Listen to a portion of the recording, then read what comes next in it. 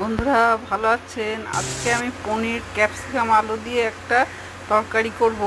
সেটা এই যে প্রথমে পোস্ত, তাতে জিরে, ধনে, কাশ্মীরি লঙ্কার গুঁড়ো, লঙ্কা, গোলমরিচ, নুন, হলুদ সব একসঙ্গে, দই 2 চামচ, একটা পনিরের টুকরো এই দিয়ে একটা মশলা পেস্ট করলাম। আর তেলে গোটা গরম মশলা, তেজপাতা, জিরে ফোড়ন দিয়ে পেঁয়াজ, রসুন, এই রসুন দেয়নি, সরাই, পেঁয়াজ, আদা, হিং এসব ফোড়ন দিয়ে এই মশলাটাকে দিয়ে ভাজা আলুটাকে দিয়ে কষছি।